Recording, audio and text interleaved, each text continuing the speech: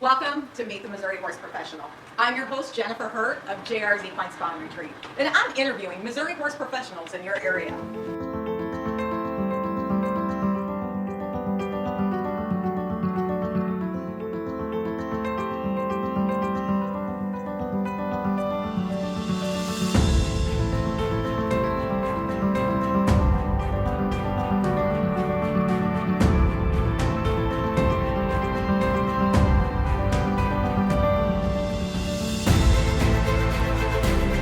So come join me in meeting this week's talented Missouri horse professional.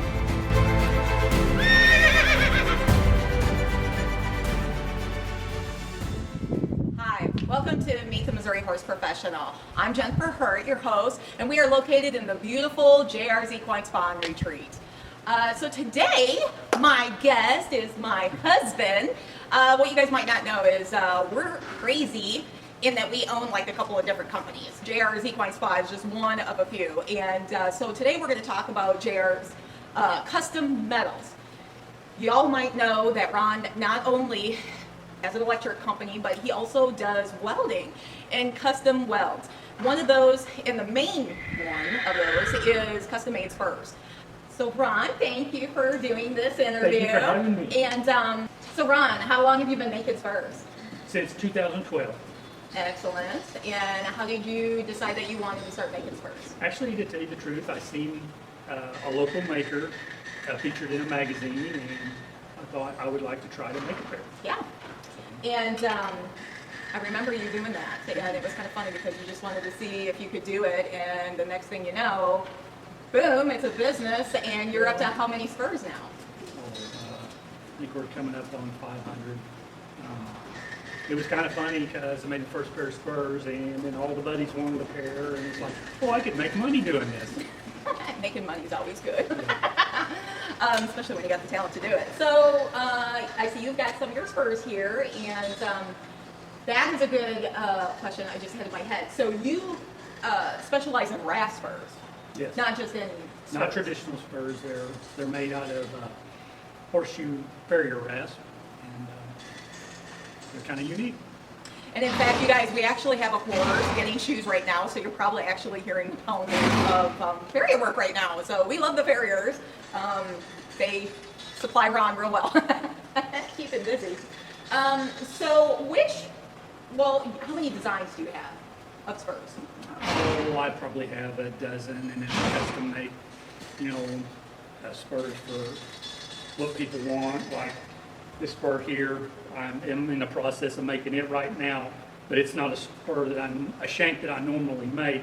It was specific that the customer wanted, a certain lift on it and a certain length, and so,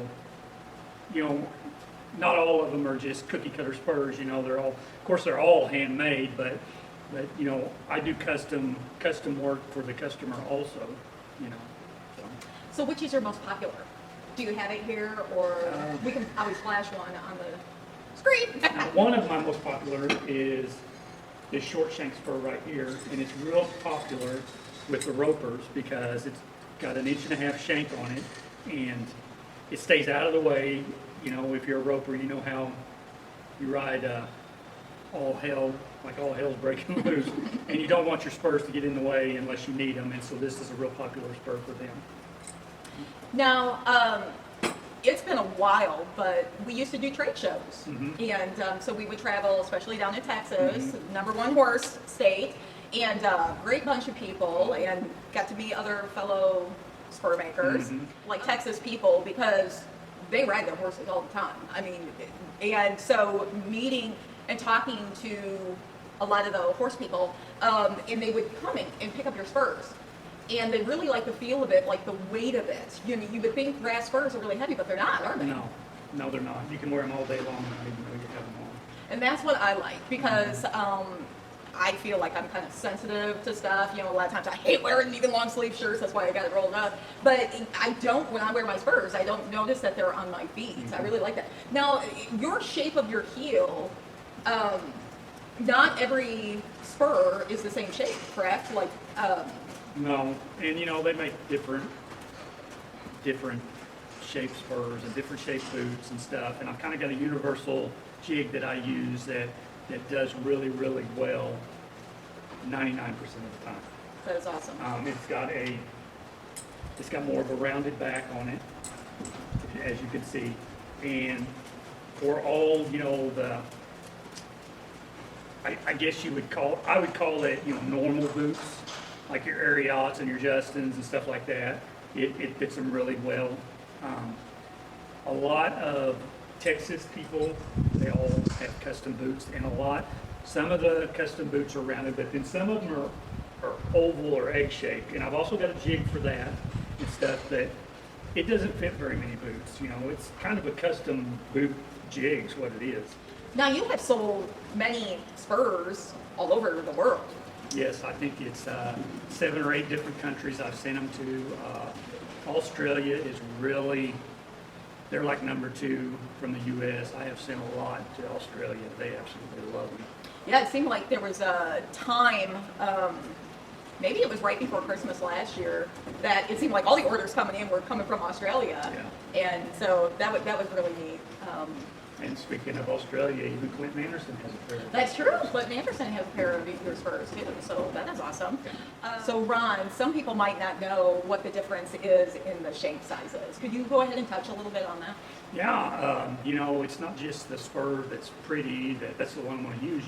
There's a lot of different aspects on it. How big of a person are you? How long are your legs? How big a horse are you riding? Does the horse have a big barrel? Do your legs hang under its belly, or are they about the sides? That determines what size and how much lift even of your spur. Say you're long-legged and you've got a smaller horse. Well, you're going to want more of a gooseneck with more lift, because your legs are going to be under the horse and their belly's going to be right here. That way you've got real easy contact. Well, if you're a shorter-legged person and your legs hang on the sides, you want this shorter spur so it's not always getting into the horse, because that'll cause mixed signals, and then a spur is a tool, and so it's a little windy. Yeah, a little windy. Your spur is a tool, and if don't have the right tool, then it's not going to work right. So that's why they're all different. Now you also have different routes for these spurs. Yes, and that depends on the horse too. We have duller rowels for a real sensitive horse. We have, rock grinders, real pointy, that are pretty aggressive, that for a real dull horse, When he says pretty aggressive, they're not as aggressive as people think. No, if we had it, we could jab ourselves, and it's not going to it's not like that. Yeah. It's all in the way they're used. Just like a bit. A butter knife could be aggressive if That's you true. Mean it to be. Yeah. Regarding the rowels, are they fixed or are they changeable? They are actually riveted, but they're easily changed out. So, when I've had people, want to replace the rowels and order more rowels from me, and I send them the rivets and tell them how to do it. It's pretty simple. And let me jump back to sales. Of almost close to 500 spurs that you sold, a lot of them are repeat customers, correct? Yes, I've had lots of repeat customers. I just had a reiner from out east that I sold a set probably 5 or 6 years ago, and he come back to me, and now he's slowly buying his whole barn spurs because he liked his so much. So that's pretty cool. I want a boss like that buy me a pair of spurs. One of the other comments I wanted to make as far as past customers is even the Silver Spur Ranch bought. Yes, they bought like 10 pairs. Yeah, 8 or 10 pair for all their cowboys, which was for Christmas. It was a Christmas present to them. So that was a Christmas present to us too. Very much so. And we definitely appreciate all of our customers. Yes, they're great. So, Ron, this is the end of the segment, and one of the things I'm doing at the end of the segment is I'm having people turn it around and interview me by asking one question regarding JRs Equine Spa Retreat. So, what would be your one question for me? Why would a boarder want to board here at this beautiful facility? What do you offer that nobody else does? Okay, so that is a great question, and we offer a lot of stuff. And we get a lot of people in who are like, this facility is amazing. And the way it was designed is I wanted it to offer stuff that I would want. Meaning, the whole inspiration behind this facility was our stallion who got his leg caught in between a couple of panels, and they were designed not to get his leg caught, but a mare who was in heat got out of her pasture, and he tried to breed her through the fence and got his leg caught. And luckily, he didn't break a leg, but ended up developing ring bone due to trauma in 2 weeks, full-blown ring bone. And we were able to reverse a lot of the ring bone with different things that we found. But if I would have had some of the stuff that this facility offered back then, I think he would have made a 100% complete recovery to where he would be competing in reining right now. But if we had the TheraPlate, and if you guys don't know what the TheraPlate is, the TheraPlate is a therapy that they stand on, and it really promotes fast circulation through their body, and it depends on the speed how fast it'll go.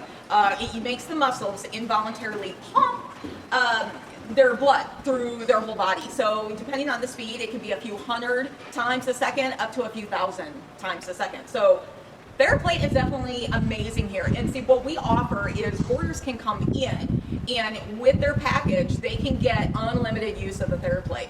And, you know, we have one haul-in session. I think it's like $30 or $40 for somebody outside to come in.